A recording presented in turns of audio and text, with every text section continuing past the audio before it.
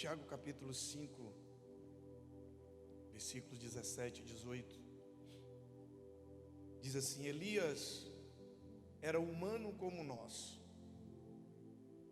Ele orou fervorosamente para que não chovesse, e não choveu sobre a terra durante 3 anos e meio. Orou outra vez, e o céu enviou chuva, e a terra produziu seus frutos. Diga comigo, diga: Elias, obrigado, era humano como nós. Diga: ele orou e parou de chover. Ele orou de novo e a chuva caiu. O livro de 2 Reis, de 1 Reis, perdão, no capítulo 18, ele vai nos falar sobre a história de Elias. Vai nos contar acerca do ministério de Elias. E quando nós olhamos para a história de Elias, através dela nos mostra como Deus pode nos usar, como Deus pode nos ouvir, apesar das nossas fraquezas. Como Deus pode nos usar, como Deus pode nos ouvir, apesar das nossas instabilidades. Nós percebemos através da história de Elias exatamente o contrário daquilo que a religião diz. Como Deus pode nos usar e nos ouvir apesar das nossas imperfeições. Elias, o texto diz, tem algumas traduções que diz que ele tinha suas paixões como homem, como qualquer um de nós. Nessa versão que nós lemos, diz que Elias era humano como nós. Gente, que maneira mais clara de nos dizer quem era Elias, que maneira mais clara poderia ter de dizer que Elias era como qualquer um de nós. Elias era humano como nós, ele tinha suas paixões de homem, ele era impulsivo, Elias era instável. Num dia Elias vence mais de 400 profetas de Baal. No dia seguinte, uma única mulher bota Elias para correr e pedir a morte. Talvez hoje Elias fosse diagnosticado como bipolar. Instável como nós, humano como nós. No entanto, toda essa instabilidade de Elias não impediu que ele orasse e que a sua oração fizesse parar de chover, e depois ele orasse novamente. Depois de 3 anos e meio, Elias ora e a chuva volta a cair quando ele ora novamente.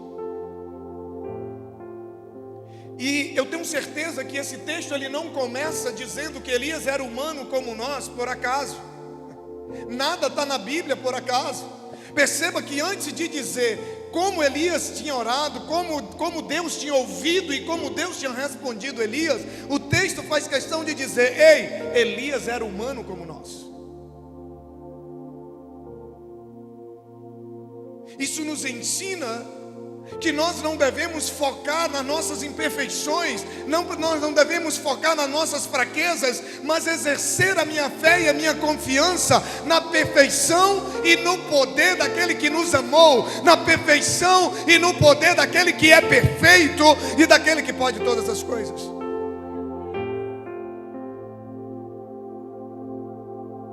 O nosso foco não deve estar nas nossas imperfeições. A religiosidade diz que é impossível você ser abençoado em meio à fraqueza.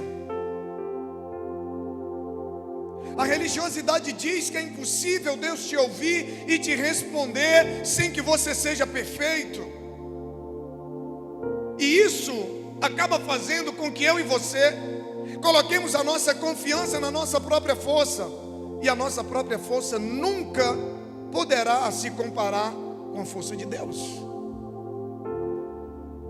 Não é sobre nós, nunca foi. A religiosidade diz que é impossível ser abençoado, causa da nossa natureza humana. E aí, quando isso acontece, você entra num ciclo de dúvida, num ciclo de desesperança, quando na verdade a única coisa que nós precisamos é reconhecer humildemente quem nós somos, reconhecer a nossa fraqueza, demonstrar a nossa fé nele a todo custo. Esse é o caminho. Sabe, não ore de acordo com a sua consciência, mas ore de acordo com o amor de Deus, de acordo com a graça de Deus, de acordo com a misericórdia de Deus. Ou por acaso o seu pecado é maior do que a graça dele? Porque a Bíblia diz que onde abundou o pecado, superabundou a graça.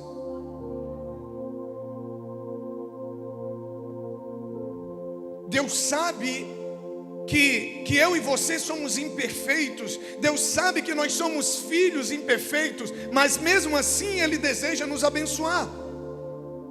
Agora, é claro que isso não significa que você vai sair pecando deliberadamente e depois orando para ser abençoado. Não, por quê? Porque quem vive o reino de Deus, quem decidiu viver para Deus, quem teve uma experiência com Deus, quem foi regenerado pelo poder do Espírito Santo, falamos sobre isso na escola ontem, quem recebeu uma nova natureza de Deus, nem que ele queira voltar para o pecado, ele não consegue mais. Ele não consegue mais. Significa que nós devemos sim fazer todo o esforço para viver de acordo com os mandamentos dele, mas não devemos deixar que as nossas imperfeições nos afaste dele, nos faça nos sentirmos rejeitados por ele, porque isso não é verdade. Isso não é verdade.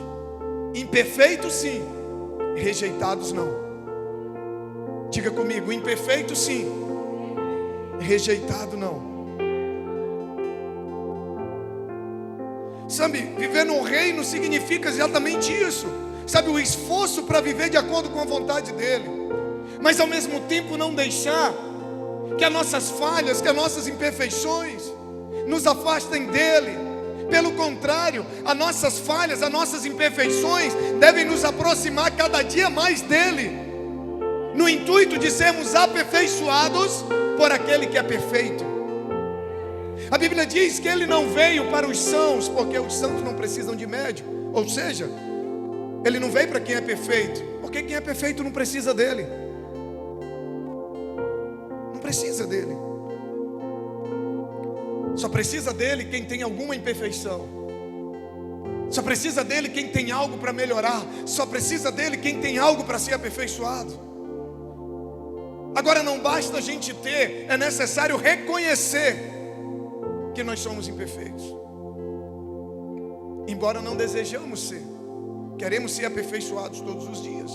Eu preciso sim, sabe, buscar viver uma vida de forma que agrade cada dia mais a Ele, que agrade cada dia mais aquele que me amou, que agrade cada dia mais aquele que quer o meu bem, que agrade cada dia mais aquele que quer ver o melhor para mim. Mas enquanto eu sou aperfeiçoado, Ele me ama, Ele me ouve, Ele me responde. Elias estava num processo ainda. Imagina se alguém perfeito, se alguém que cresce verdadeiramente, perfeitamente em Deus, iria correr da ameaça de uma única pessoa, sendo que no dia anterior ele tinha vencido 450 profetas, vendo Deus derramar fogo do céu e consumir um altar encharcado de água. Ele tinha visto, ele tinha experimentado algo extraordinário. Mas no dia seguinte ele está debaixo de uma árvore pedindo para morrer, com medo. É esse Elias que a Bíblia diz que ele orou, que Deus o ouviu, que fez parar de chover durante 3 anos e meio. E quando ele orou novamente, a chuva voltou a cair. Enquanto somos aperfeiçoados, Ele continua nos amando, sabe, Ele continua nos perdoando, Ele continua nos recebendo, Ele continua nos ouvindo, Ele continua nos respondendo. É isso que nós precisamos compreender. Aproxime-se. A Bíblia diz: aproxime-se de Deus e Ele correrá de você. É isso que está na Bíblia? Aproxime-se de Deus e Ele se aproximará de você. Quando Deus fala para que nós nos aproximemos dEle, querido, Deus sabe. Quem melhor do que Deus para saber quem nós somos? Quem melhor do que Deus para conhecer as nossas imperfeições? E mesmo assim Ele nos convida a estar com Ele. Mesmo assim Ele nos convida a estar com Ele. Sabe, se aproxime dEle. Reconheça que você é um ser humano imperfeito. Sabe que você tem fraquezas. Esforce-se para melhorar a cada dia. Sabe, humildemente se arrependa todos os dias. Peça perdão. E não tenha medo de orar, de expressar a Ele as tuas necessidades, porque Ele te ouve e Ele te responde. Se Ele vê um coração quebrantado, a Bíblia diz que a um coração quebrantado não desprezarás, ó Deus. Quando Ele vê alguém comprometido com Ele, sabe, comprometido em ser aperfeiçoado cada dia mais, comprometido, sabe, em continuar crescendo de glória em glória, crescendo na graça, crescendo no conhecimento, a única coisa que Ele quer encontrar é esse coração quebrantado, disposto a obedecer, mesmo que ainda não consiga obedecer completamente. É por isso que a Bíblia diz que as coisas de Deus é loucura para o homem. Como assim, pastor? Quer obedecer, mas não consegue? É isso mesmo. Paulo, ele diz: o bem que eu gostaria de fazer, eu não faço. Paulo tinha consciência de quem ele era. Paulo sabia que não era perfeito. Paulo diz: eu tenho que esmurrar a minha carne todos os dias. Paulo tinha um espinho na carne que ele pede para Deus tirar. Ei, se a gente, sendo quem nós somos, nós já somos soberbos, imagina se a gente fosse perfeito. Deus diz: Paulo, a minha graça te basta. O meu poder se aperfeiçoa na tua fraqueza. Sabe o que Deus está dizendo? Se você deixar de ser fraco, sabe, se você deixar de depender de mim, se você se tornar perfeito, acabou o relacionamento. Sabe por quê? Porque nós vamos correr para longe dele. Aquilo que a religião diz que nos afasta dele, a Bíblia diz que nos aproxima dele. Com o coração quebrantado, humilde, reconhecendo quem nós somos, reconhecendo as nossas falhas, reconhecendo a nossa incapacidade de sermos salvos pelas nossas obras, reconhecendo que somos escravos da sua graça e da sua misericórdia. É interessante que no Pai Nosso,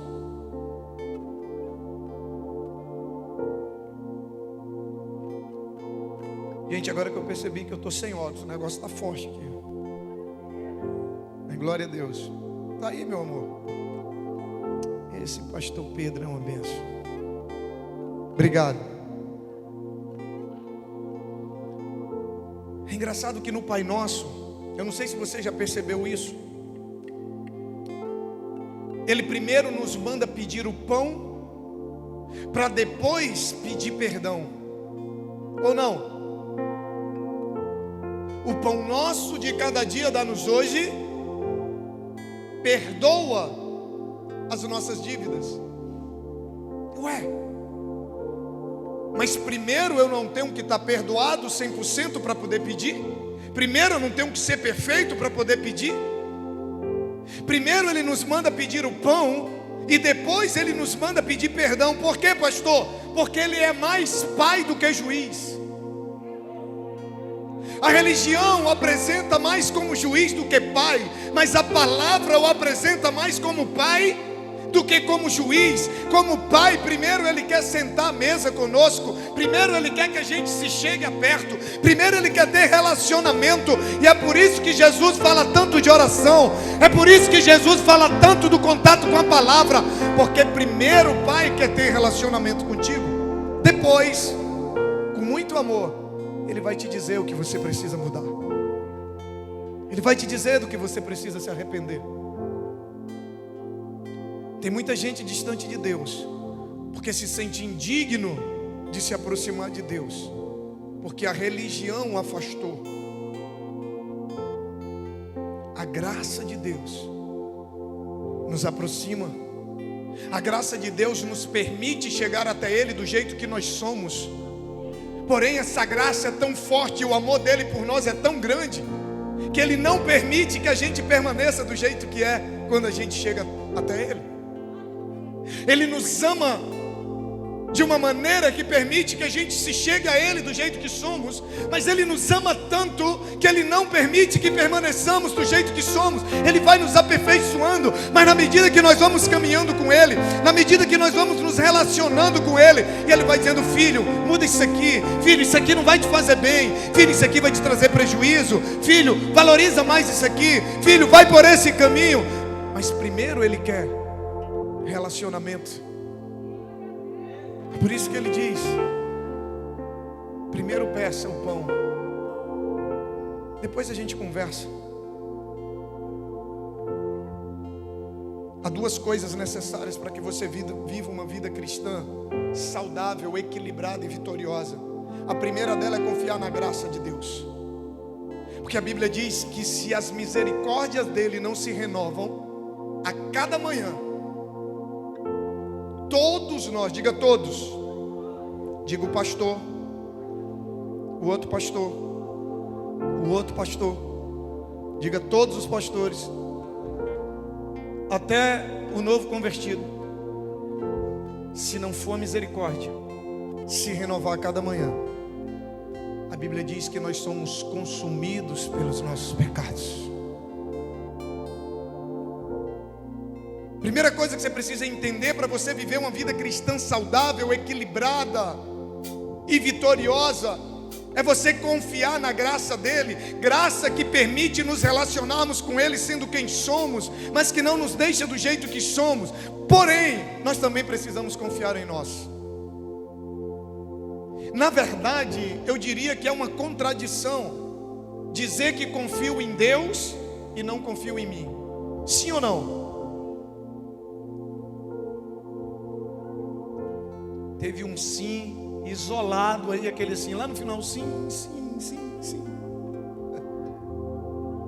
É uma contradição você confiar no Criador e não confiar naquilo que Ele criou.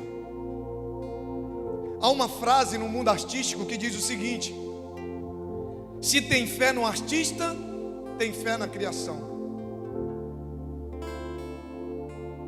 A nossa fé em Deus, uma das maneiras de provar nossa fé em Deus é acreditando em nós,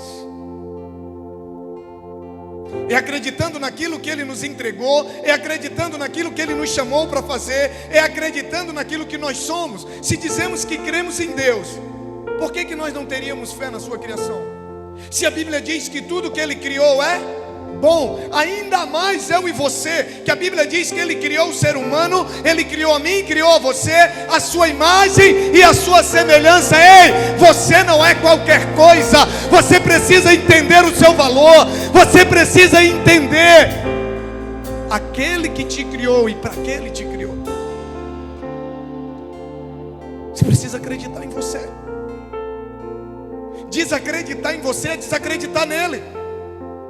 Desacreditar em você é achar que Ele errou, é achar que Ele se enganou. Desacreditar naquilo que Ele te chamou para fazer é chamar Ele de mentiroso, é achar que Ele pode falhar. E a Bíblia diz que Ele não falha, Ele não errou. Talvez teu pai, tua mãe podem ter errado, podem não ter calculado, pode não ter, esperado. Mas deixa eu te falar uma coisa: Deus não errou. Deus não errou. A Bíblia diz que nós somos adotados por Deus, sim ou não? A Bíblia diz que Jesus é o Filho, é o primogênito dentre muitos irmãos, e nós somos feitos seus filhos por adoção. E eu estava refletindo nisso ontem, quando eu preparava essa mensagem. E eu falei: caramba, é muito comum um filho adotado se sentir rejeitado, sim ou não? Isso é comum. menos amado. E eu comecei a refletir, eu digo, na verdade, quem é adotado era para se sentir mais amado do que quem é o filho biológico. Não é para ser mais amado pelo pai, mas ele é para se sentir. Por quê, pastor? Porque o filho biológico você não escolhe como ele vem, como ele vai nascer. Você não escolhe o sexo, você não escolhe o tipo de cabelo, você não escolhe nada. Mas o filho adotado, quando você adota, você já sabe quem é. Quando Deus adotou a mim e a você, Ele já sabia quem a gente era. Ele não adotou por engano. Ele já sabia das nossas fraquezas, Ele já sabia das nossas fragilidades, Ele já sabia das nossas imperfeições. E a Bíblia diz que mesmo assim Ele decidiu nos amar, Ele decidiu nos ter como filhos. Será que alguém está me entendendo aqui? Será que você entende o quanto você é amado por Deus? Será que você entende quem você representa para Ele? Você precisa confiar em você. Confiar em Deus é confiar em nós mesmos. É confiar nas habilidades que Ele nos deu. É confiar, sabe, nos dons que Ele nos deu, que unidos à graça dEle, que nos permite buscá-lo, é a combinação perfeita para que você seja mais do que vencedor. Quando você confia na graça dEle e quando você acredita em você, aí, queridos, tem muita gente que confia em Deus, mas não confia em si mesmo. Aí o medo trava, sabe?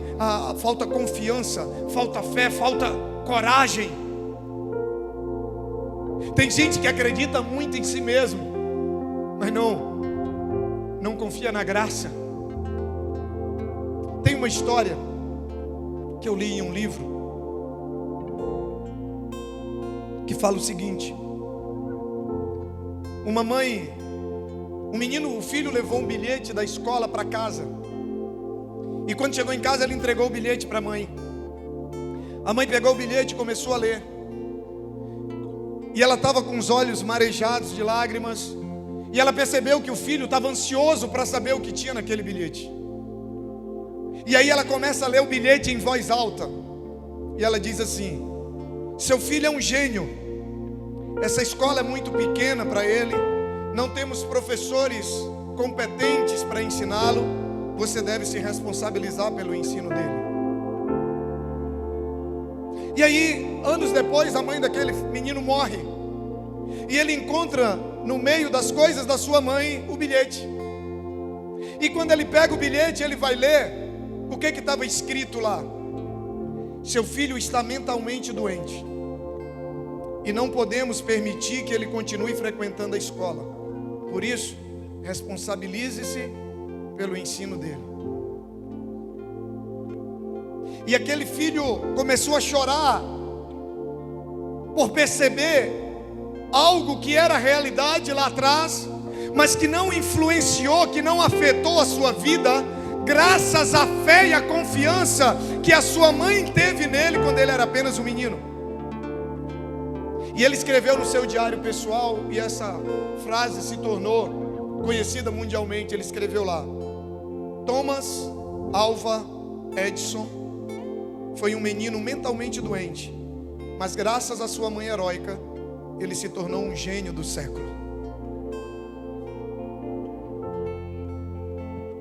Dessa mesma maneira, Deus olha para mim e para você com as nossas imperfeições, mas Deus acredita em nós. Ele acredita em mim e em você.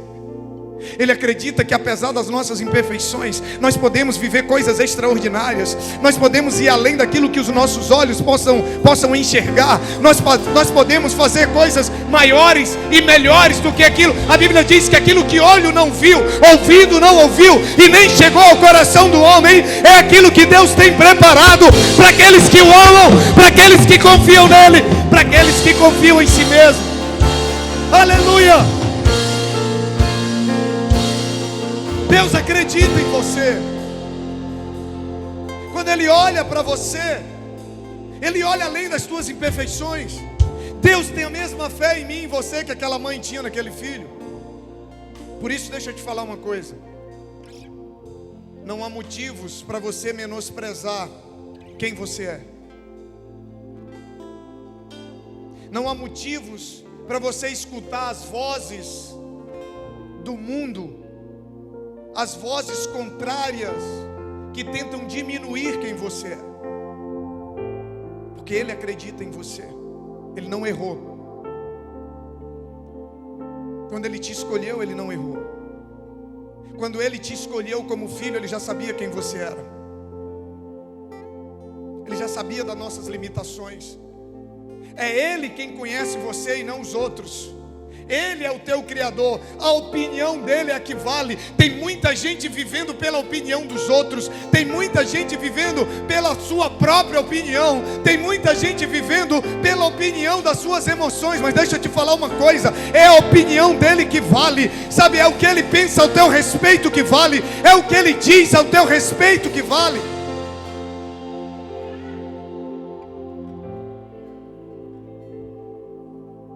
Você não tem o direito de duvidar da graça dele sobre a sua vida. E você não tem o direito de duvidar daquilo que você é capaz.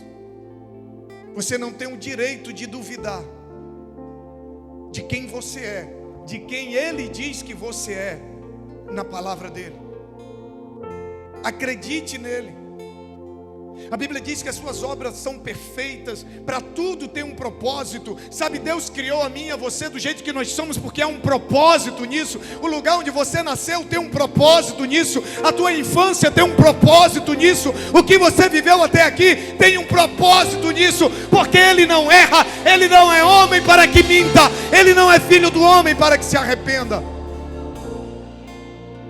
Ele não erra, Ele nunca errou. Viver pela fé. Presta bem atenção que eu vou te falar. Essa frase, ela foi libertadora para mim um dia. Viver pela fé é se alinhar. Preste atenção, viver pela fé é se alinhar ao pensamento que Deus tem sobre nós. Eu sei que talvez tem coisa que você nem acredita, não interessa, não é você que vai fazer, é Ele. Você só precisa acreditar nele e saber que foi Ele que te criou. Antes de Jesus mandar os discípulos saírem, Ele disse para os discípulos: ei, deixa eu te falar uma coisa. Toda autoridade está sobre mim, no céu e na terra. Então vai e fica tranquilo. Nunca foi sobre mim e você, nunca foi sobre as nossas habilidades somente, nunca foi sobre o nosso potencial humano, sempre foi sobre a graça dele, sempre foi sobre a misericórdia dele, sempre foi sobre o poder dele que se manifesta através de nós. Sempre foi sobre o poder dele que se aperfeiçoa em nós através da nossa fraqueza. Viver pela fé é se alinhar ao pensamento de Deus sobre nós, aceitar aquilo que Ele diz que nós somos, aceitar aquilo que Ele diz que nós somos chamados para fazer. A Bíblia vai dizer que nós somos mais do que vencedores. A Bíblia vai dizer que nós somos filhos amados. A Bíblia vai dizer que Ele está conosco. A Bíblia vai dizer que eu e você podemos sim. Então você precisa começar a viver pelo que Ele diz. Você precisa parar de ouvir as outras vozes. Você precisa começar a acreditar, sabe, naquele que te criou, porque acreditar nele é também acreditar em você. Aleluia. Ore. Apesar de quem você é, ore. Deus ouve. Deus responde. Apesar de quem você é, se aproxime dele. Se achegue a ele, reconhecendo quem você é, reconhecendo que você precisa de perdão, reconhecendo a tua fraqueza, mas dizendo: Senhor, o teu poder se aperfeiçoa na minha fraqueza. Fica de pé em nome de Jesus.